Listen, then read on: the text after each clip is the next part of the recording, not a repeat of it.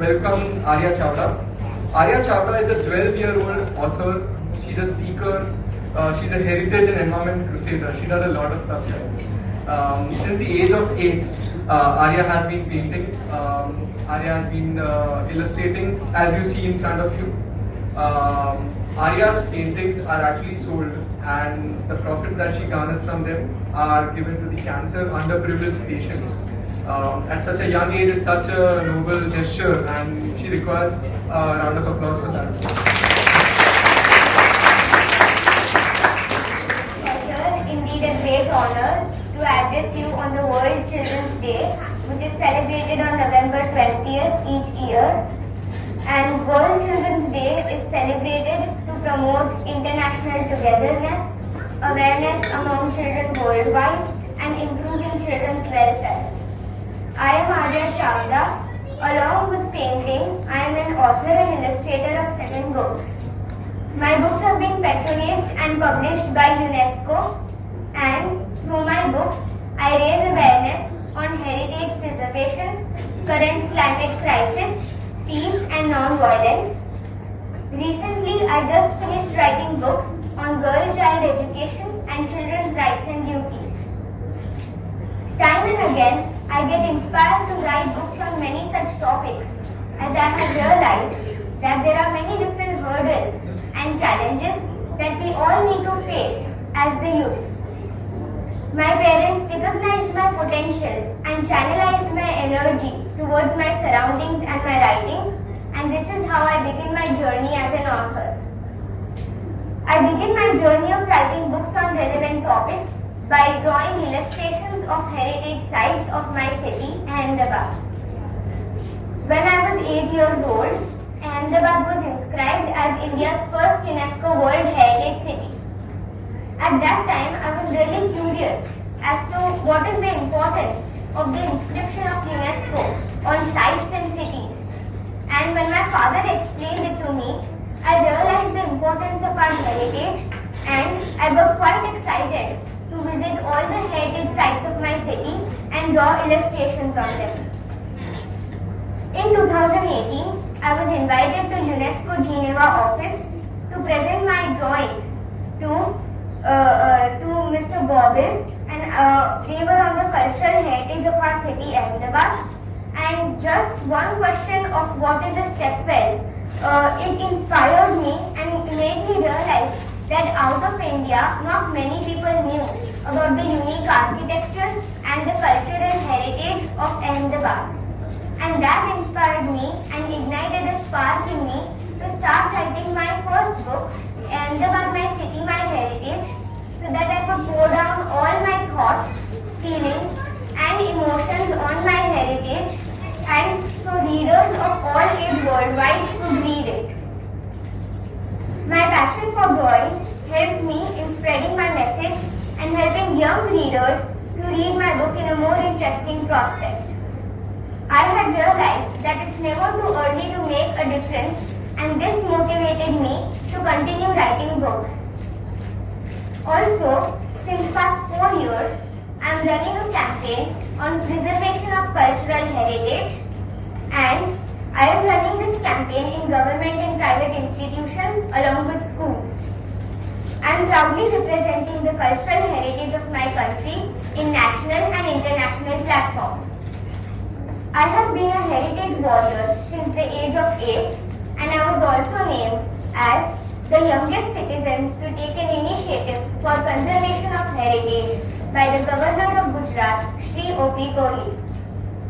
Through my campaign, I chose to change the perception of how we all look at our cultural values and our heritage. During the COVID pandemic, I kept myself busy, and I tried to turn the crisis into an opportunity to first stop, then think, learn and then pen down my feelings in my books. And this is how I came to write 4 books during the COVID crisis, which are all on the relevant topics crucial in today's world. The sequel of my first book, Ahmedabad, My City, My Heritage, is Intangible Ahmedabad. My book Intangible Ahmedabad emphasizes that our culture, which is passed down from generations, is as important as our heritage. I explored my city Ahmedabad's diverse cultural assets in this book. And this book exemplifies on how we as the young generation should preserve our deeply rooted culture and our unique heritage. In this book, I also express that our heritage is more than just stone buildings and we need to realize their value. Also, that our culture is our own identity which depicts who we are and from where we belong. While writing this book, Intangible Ahmedabad, I realized that heritage just does not include historical monuments and culture, but it also includes natural heritage sites. I wondered how to preserve natural heritage sites, and I realized that if we first protect our own environment from the climate crisis, only then would we be able to save and preserve our natural heritage sites along with our tangible assets. Since then, I've been running two campaigns, Sustainable Living, Caring for Climate, along with my campaign on preservation of cultural heritage. Through my campaign on Sustainable Living, Caring for Climate, I spread my message that it is equally important to protect our planet as saving our Mother Earth would mean saving ourselves too.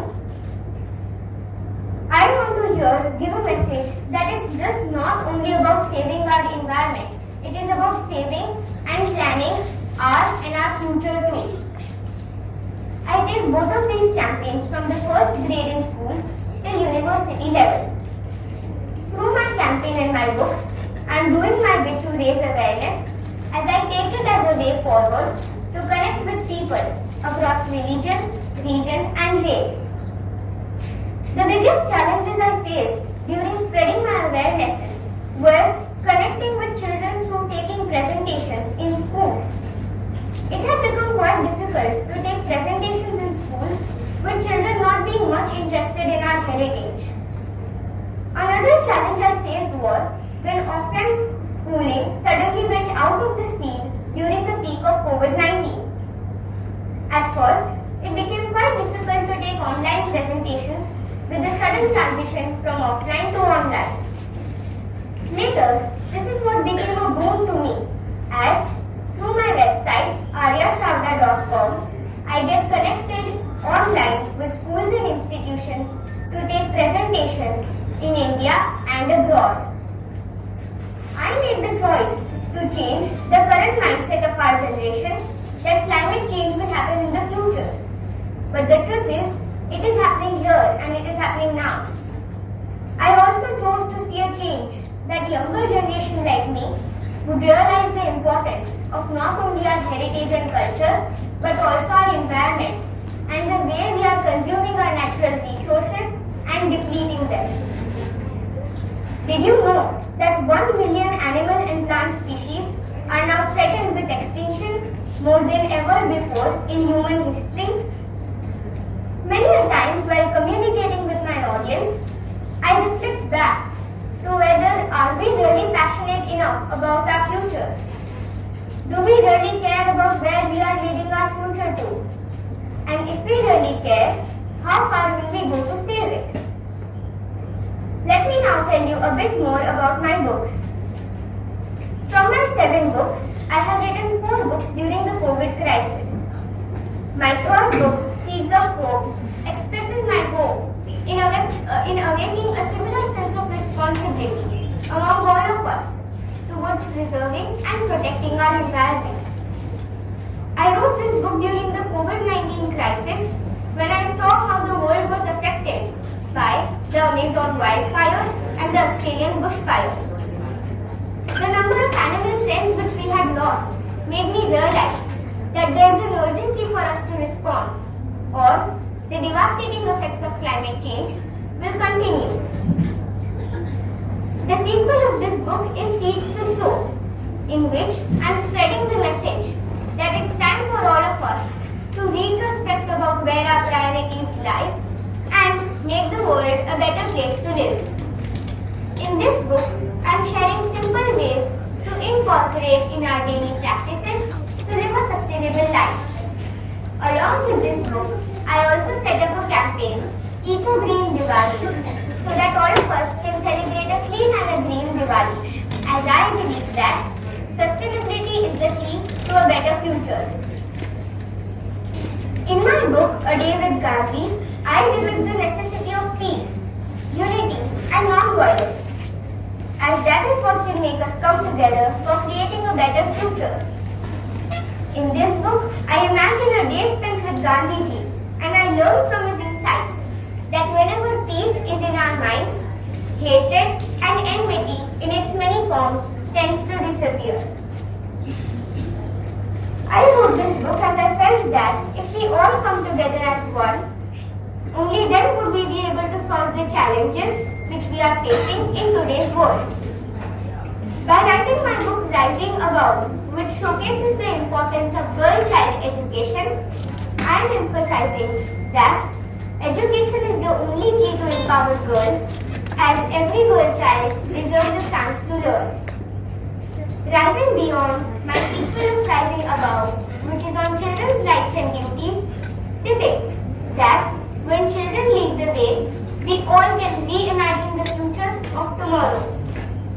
This book also says that there is no duty more important than ensuring that children's rights are respected. I strongly believe that as children, we are an integral part of the society and the hope for a better tomorrow.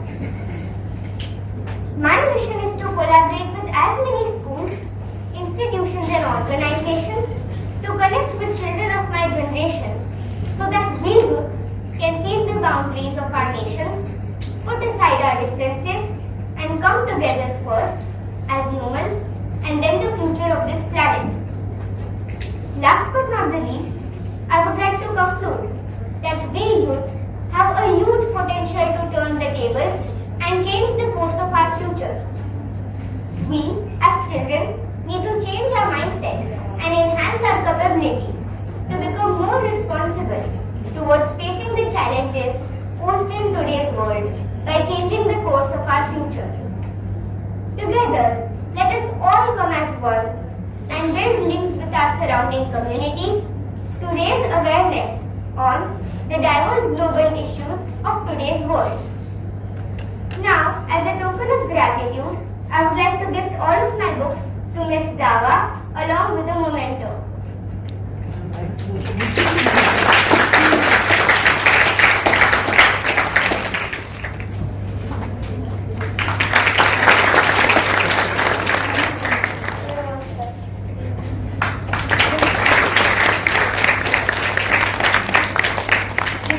Drawing from my sixth book, Rising Beyond, which showcases that if all of us come together and realize our potential, we all can stand above and change our future.